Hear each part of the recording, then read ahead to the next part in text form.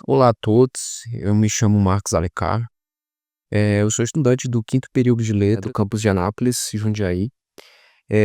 Nesse vídeo eu gostaria de compartilhar algumas das minhas reflexões sobre a leitura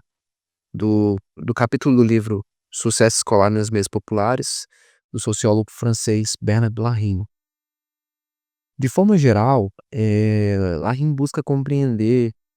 por que algumas crianças de origem popular conseguem ter um bom desempenho na escola,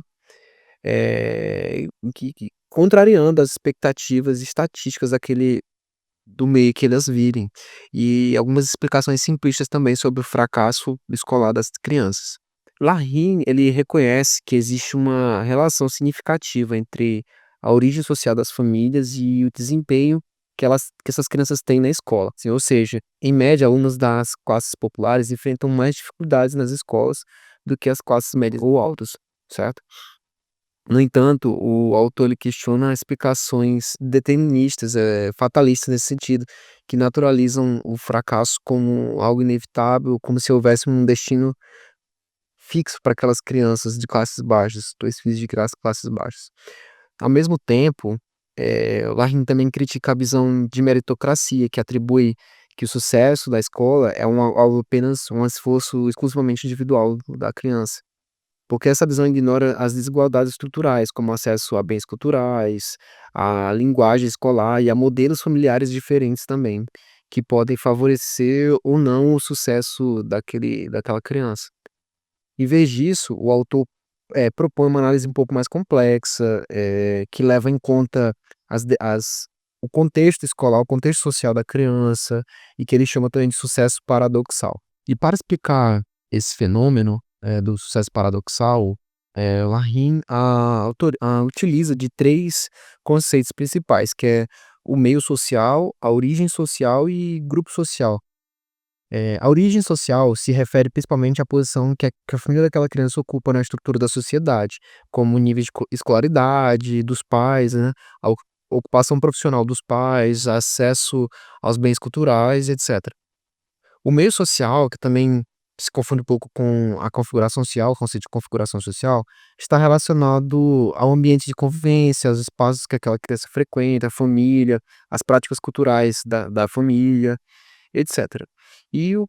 grupo social diz respeito aos vínculos mais afetivos que aquela criança tem, os vínculos mais próximos, pessoas como os pais, irmãos, avós, e como eles influenciam diretamente a visão de mundo daquela criança. Um fator importante para o sucesso escolar, improvável, como ele diz, é o que Pierre Bourdieu chama de capital cultural incorporado. Larin mostra que mesmo que sem acesso à cultura legítima das ditas classes elitizadas, das elites, algumas famílias populares conseguem transmitir a seus filhos, disposições no sentido de disposições que valorizam são coisas valorizadas na escola. Isso inclui, por exemplo, o incentivo à leitura, o acompanhamento das atividades das crianças pelos pais, o uso de uma linguagem mais elaborada e a valorização da escola como um espaço de que algo que vai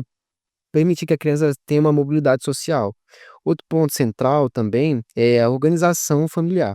As crianças, por exemplo, que vivem em áreas com rotinas estáveis, regras claras para dormir, para acordar, e famílias que oferecem um apoio emocional para a criança, elas conseguem desenvolver mais sua atenção, mais disciplina, autocontrole, perseverar nos estudos. E além disso, quando as famílias usam a escrita no cotidiano, que é o exemplo que Larim dá no livro, seja na escrita de listas de compras, cadernos de receitas, diários, anotações financeiras,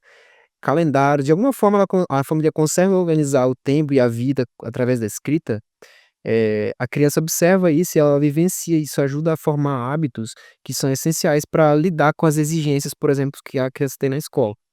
A criança consegue traçar pontos importantes ali, como disciplina, como planejamento, e Larry pontua isso como algo importante, a relação entre escola e família. Então, quando há diálogo e respeito,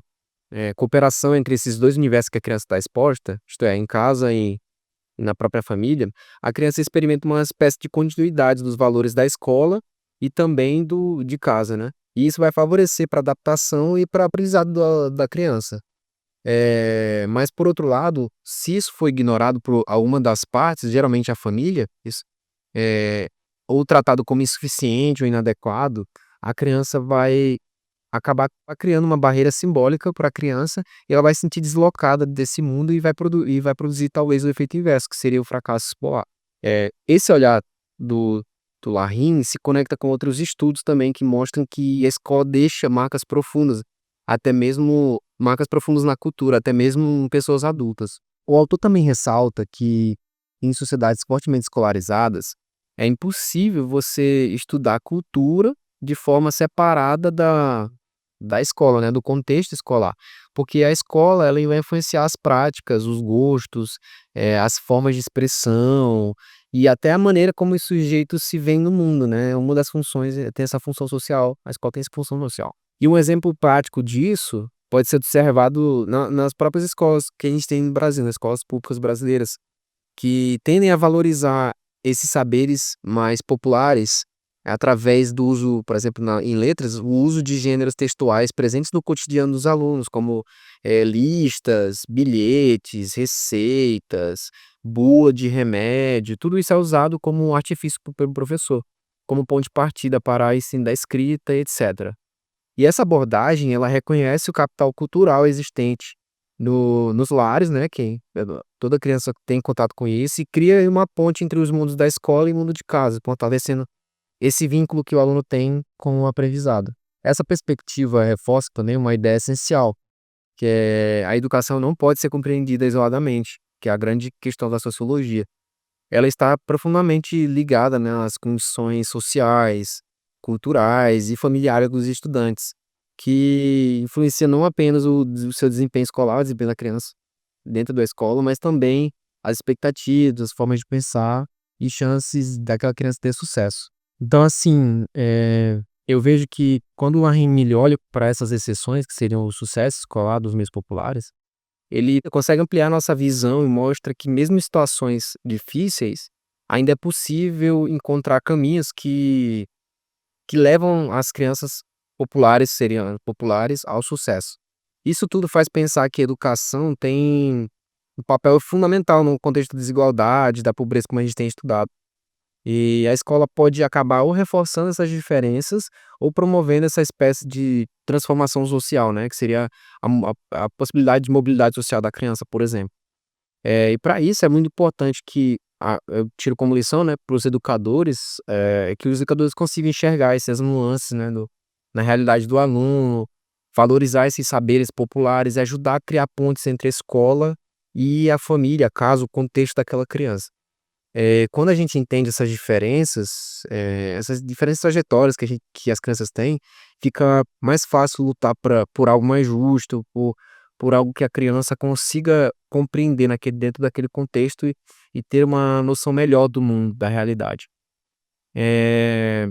É isso que eu tenho para dizer. Obrigado pela atenção, espero que tenha ficado claras as minhas ideias, as ideias que eu tive do livro, da leitura. E é isso, muito obrigado, até a próxima.